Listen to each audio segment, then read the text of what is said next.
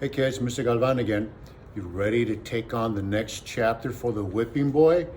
Yeah, it's very exciting. After Jimmy was betrayed, we are in chapter 13. It's called The Chase. Here we go.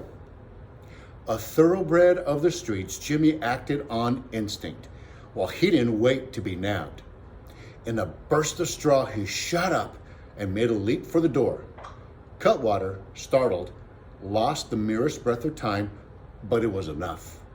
Jimmy flung open the door and ran. His long arms outstretched, Cutwater lurched after him, and Prince Brat followed. Jimmy vanished into the wild green tangle. He jumped a great fallen log, ducked under low-hanging branches, and, like a rabbit, made sudden changes in direction. He could hear Cutwater close behind, breathing like a bellows. I'm on your tracks. Stop before I get agravexed with you, Prince. Jimmy covered the ground at full tilt, leaves crackled under his feet. Gaw, he thought, he might as well be leading a confounded parade for all the noise that he was making. He reached a small clearing and half jumped out of his skin. Sniffing near the skeleton white roots of an upturned hollow tree stood a wild beast, a bear. Jimmy would have preferred Cutwater's own company, but before he could find his legs, the hairy beast took flight. It went crashing away to Jimmy's left. Jimmy got his breath back. Then, almost without thinking, he dove into the hollow of the tree and snugged himself in. Moments later, he caught the merest glimpse of Cutwater cupping an ear. Turning on his heels, the rattlebone man gave a shout. Practically got you by the hind leg, pesky prince. Jimmy let out a small sigh of relief. Cutwater would have a mighty surprise if he caught that bear by the hind leg. As the sounds of the chase grew fainter, Jimmy crawled out of the hollow root. The sun was now high enough to send down smoky rays of light through the treetops. Which way was the river? There it is.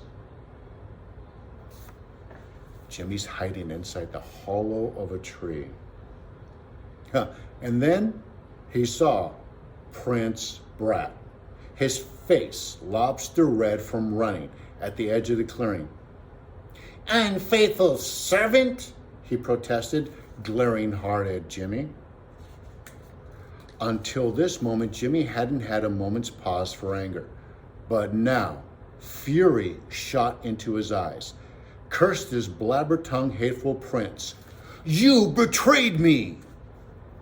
You'd have deserted me without a care, Jimmy bristled. Ain't it me they think is the prince? And if you hadn't pointed me out under the straw, Cutwater would have flown off to pick up my tracks. And we could have crept away dead easy. I would have been running my legs out. The prince pondered this for a moment. He nodded. Then I forgive you. Jimmy was speechless for a moment. Forgive me? Don't trouble yourself, my good and loyal prince, and get yourself another whipping boy. But I have not dismissed you from my service, said the prince calmly. I dismiss myself, Jimmy fired back. I'll get where I'm going, and you can find your own way back to the castle. I'll go with you. Oh, not likely. Jimmy turned to the right and beat his way back into the foliage.